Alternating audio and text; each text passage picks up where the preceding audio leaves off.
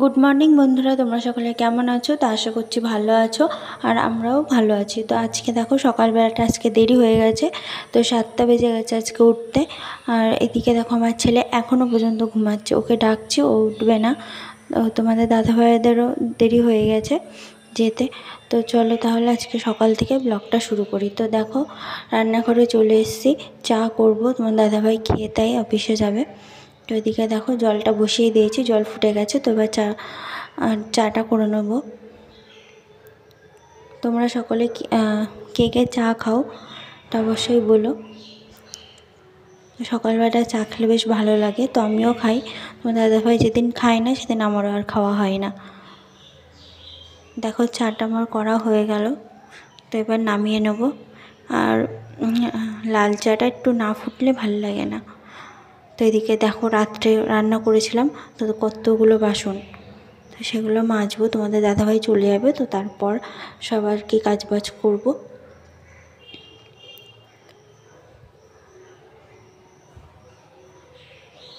দেখো চা নামিয়ে নিয়েছি, দুজনা 2 কাপ চা।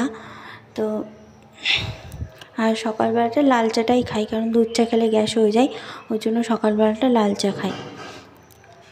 সন্ধ্যাবেলাটাও খাই লাল চা। তো চলো তাহলে এবার নিয়ে যাচ্ছি ঘরে। আর একটা জিনিস দেখো, যখন যাচ্ছি আমরা তখন দেখছি যে কারেন্টের তার রয়েছে ওর উপরে দেখো 2টো পাখি বসে আছে। তো দেখো কি সুন্দর লাগছে, মানে যে আমি বাইরে এসেছি সে উড়ে চলে গেল, সেটাই দেখালাম। তো এই যে ঘরের অবস্থা দেখো, সকালবেলা ঘরটার অবস্থা দেখো। তো এইগুলোই আর কি গোছানো হবে পরে। তো এখানে আর কি আছে, আর কিছু তো নেই দেখানোর মতন, তো এইগুলোই আর কি গোছগাছ করি। আর এদিকে দেখো আমার ছেলে এখনও ঘুমাচ্ছে, তো ওর খালি গায়ে শুয়েছিল, গরম লাগছিল বলে, তার জন্য আর কি ওটা গায়ের ওপরে দিয়ে দিয়েছি। আর এদিকে দেখো রেডি হচ্ছে, আর আমার সাথে আমাকে বলছে যে এবার তুমি বলবে, রেডি হচ্ছে এইসব। তো যাই হোক, তারপরে তো চলে গেলো। তারপরে কাজবাজ করে স্নান করে পুজো দিয়ে দেখো এদিকে ভাত তো বসিয়ে দিয়েছি। আজকের ওয়েদারটা দেখো,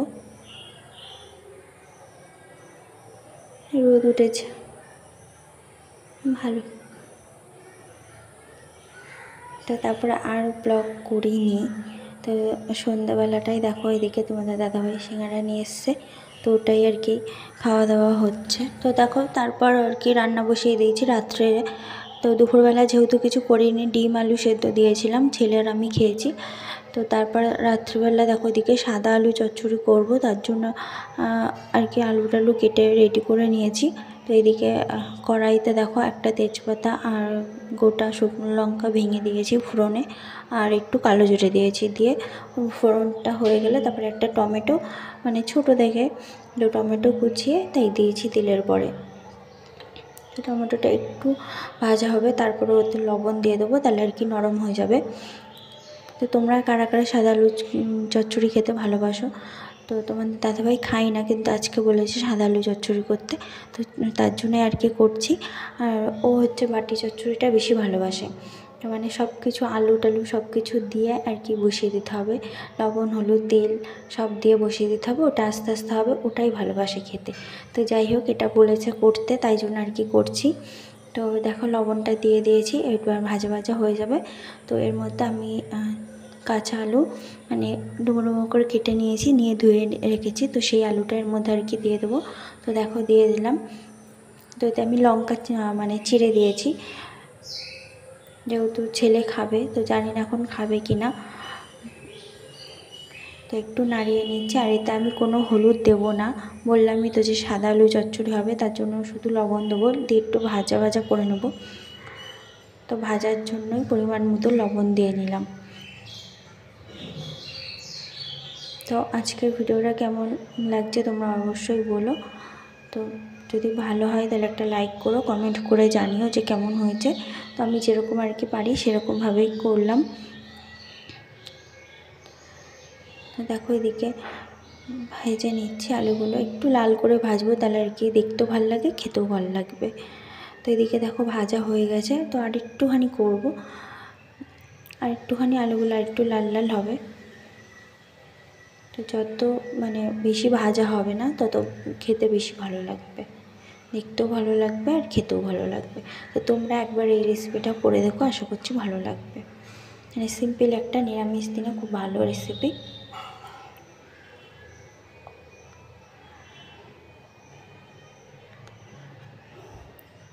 তো দেখো এদিকে ভাজা হয়ে গেছে, আর এতে পরিমাণ মতন আর কি জল দিলাম। তো একটু বেশি দিলাম, যেহেতু আলুটা সেদ্ধ হবে তার জন্য আর কি দিলাম। তো তোমরা তোমাদের পরিমাণ মতন দিয়ে দিও। তো আমি এতে বেশি ঝোল ঝোল রাখবো না, কারণ রুটি দিয়ে খাবে, ওর জন্য বেশি ঝোল করবো না।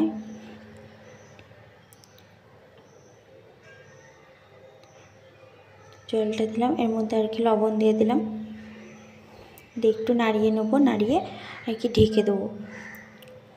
মিডিয়াম টু লো করে ঢেকে দেবো, তাহলে আলুটাও ভালো সেদ্ধ হয়ে যাবে আর একটু ঝোল ঝোল থাকবে।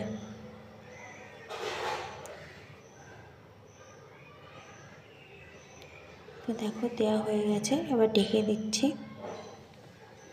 তো তারপরে দেখো ঢাকনা খুলে নিয়েছি, নিয়ে আলু দেখছি যে সেদ্ধ হয়েছে কিনা। তো দেখো পুরোপুরি আলুটা কিন্তু সেদ্ধ হয়ে গেছে। তো আর একটুখানি ঝোলটাই হবে, তারপরে আর কি নামিয়ে নেব।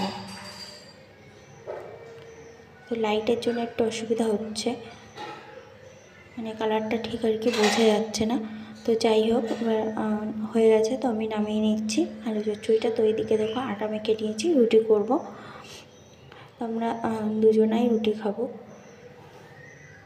আর ছেলে খাবে দুটো। একটু বেশি করেই করি, যেহেতু কে কেমন খাবে সেটা তো বোঝা যায় না। যদি থাকে তাহলে সকালবেলা হয়ে যায়, তো তার জন্য আর কি একটু বেশি করেই করলাম। তো আমি একবারে রুটিটা করি, কারণ একবার করে বেলে ছেঁকতে আমার খুব অসুবিধা হয়।